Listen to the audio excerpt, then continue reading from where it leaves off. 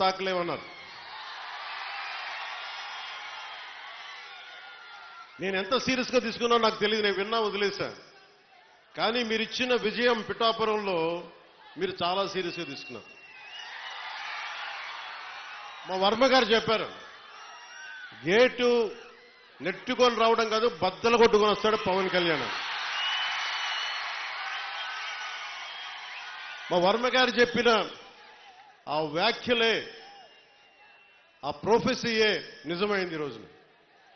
మరి నాకు ఇంత ఘన విజయం ఇచ్చిన మీకు నేను ఎంత రుణగ్రస్తుణ్ణి. కన్నీరు తొడవలేని అధికారం ఎందుకు, నేను ఎప్పుడు చెప్తా ఉంటాను. నేను మీకు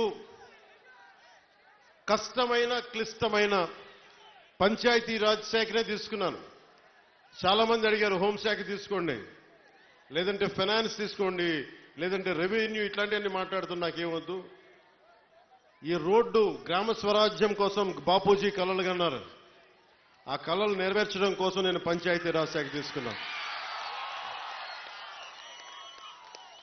నేను ఒకటే చెప్పాను అధికార యంత్రాంగానికి అందరికీ మొట్టమొదటి మీటింగ్లో, నాకు లంచాలు అవసరం లేదు, మిమ్మల్ని ఎవరిని డబ్బులు అడగను. నేను ఈ కాంట్రాక్ట్ ఎవరికి ఇస్తున్నారని అడగను. కానీ నేను అడిగేదల్లా ఇచ్చిన కాంట్రాక్టర్ సవ్యంగా పనిచేస్తాడా లేదా, అదొకటే అడుగుతున్నా.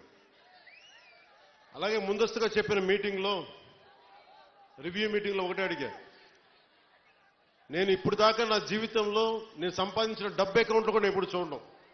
ఖర్చు అయితే ఖర్చు అయింది, ట్యాక్స్ వచ్చే డబ్బులు వచ్చినాయి, ట్యాక్స్ కట్టే ఇంతే పెట్టుకున్నా. కానీ ప్రజల డబ్బు వచ్చేటప్పటికి, మీ డబ్బు అనేటప్పటికీ ఎంత ఒళ్ళు ఉంచి పనిచేశానంటే, ఎంత ఒళ్ళు ఉంచి పనిచేస్తున్నాను. ప్రతి రూపాయికి లెక్క అడుగుతున్నా, ప్రతి రూపాయికి. మీ కష్టం అది, మీ స్వార్జితం. తాజ్మహల్ కట్టి నిర్మాణానికి రాళ్లెత్తిన కూలీలు ఎవరంటారు? ఈ దేశ ప్రగతికి కండలు కరిగించింది ఎవరు? ఈ దేశ ప్రగతికి రక్త మాంసాలని ధారపోసింది ఎవరు? అది ప్రజలు, అది మీరు. అందుకే నాకు బాధ్యత ఉంది. నేను మీకు ఈ రోజు నేను చెప్తా ఉన్నాను, ఆ రోజున ప్రమాణ స్వీకారం చేశాను.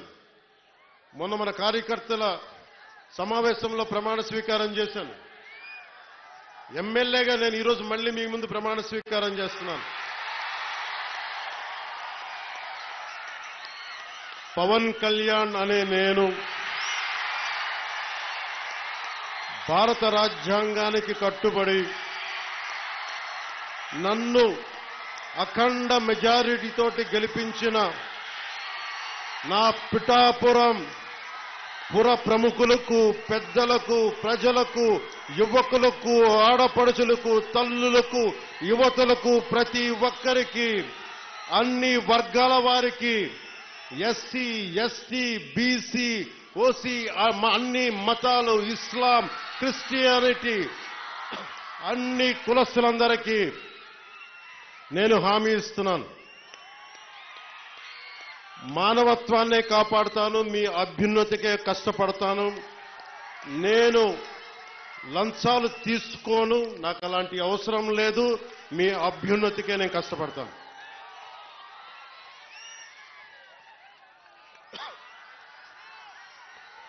నేను చాలా రోజుల నుంచి మీకు చెప్తా ఉన్నా,